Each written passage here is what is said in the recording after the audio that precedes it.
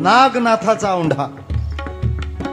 पांडुरंग परमात्म्याच्या सांगण्यावरून नामदेव महाराज पंढरपुरातून औंढ्या नागनाथला आले. पत्ता दिला होता. विसोबा महाराज नावाचे संत आहे. हे गेले तर तिथं काय पाहता, ज्यांच्याकडून उद्धार करून घ्यायचा आहे ते मस्त अशी मानेखाली दोन्ही हात आणि पाय शंकराच्या पिंडीवर.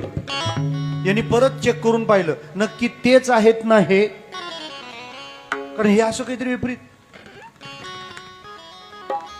ते म्हणाले हे काय मला अनुग्रह करतील, यांनी देवाच्या डोक्यावर पाय ठेवलाय. नामदेव महाराज तिथे गेले आणि त्यांना म्हणतात, आपणच का विसोबा महाराज? म्हणे हो, मी नामदेव पंढरपुराहून आलोय. ठीक आहे, चाललो. म्हणे मग का आला होतात? म्हणे तुमची भेट घ्यायची होती. का? म्हणे तुमचा अनुग्रह घ्यायचा होता. मग तसंच चाललात? ते म्हणतात तुम्ही देवाच्या डोक्यावर पाय ठेवून बसलात. काय एवढ्या लांब आलो, कामच झालं नाही. विसोबा महाराज म्हणाले तुझं काम झालं नाही, माझं करून जा. म्हणे काय? माझं वय झाले, पाय हलवत नाही, हे जे पिंडीवर आहेत ने उचलून बाजूला ठेवणं जा. नामदेवराय म्हणाले आता आलोय एवढा वेळ तर आपले रिव्ह्यू खराब होऊ नयेत, कारण देवानी ना पाठवलेला आहे. विसोबा महाराजांचे चरण उचलले, शंकराच्या पिंडीवरून उचलले आणि बाजूला ठेवले. झाले का बाजूला? पाय बाजूला ठेवण्याचा प्रयत्न केला, पण चरणाच्या खाली दुसरी पिंडी निघाली. तिथून तिसऱ्या ठिकाणी तिथे पिंडी. हे चाललंय काय कळे ना. 3 प्रकारचे भ्रम निर्माण झाले नामदेवरायांच्या मनात.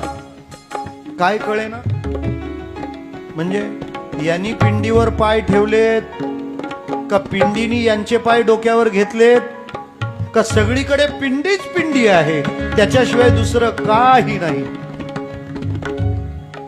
म्हणजे सर्वस्य चाहं हृदि सन्निविष्टो, किंवा ईश्वर सर्वभूतानां, किंवा सर्वत्र तो व्याप्त आहे. सर्वाघटी राम देहादेही एक.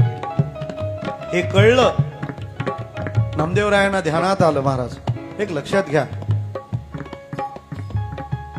औंढा नागनाथ नामदेव महाराजांच्या क्रांतीचं केंद्र आहे. कसं?